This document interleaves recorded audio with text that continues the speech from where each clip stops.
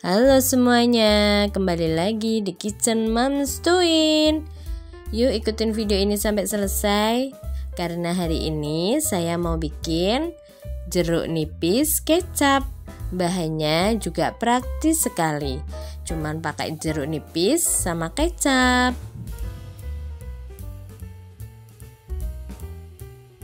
Pertama, jeruk nipis yang sudah dipotong diperas dulu. Diambil airnya.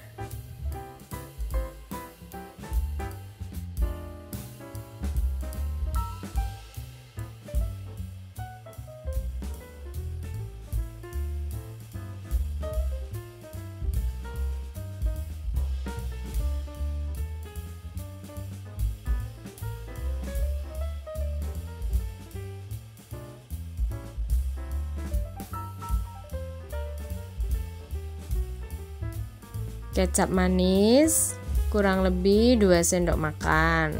Masukin di gelas. Perasan air jeruk nipis dimasukin.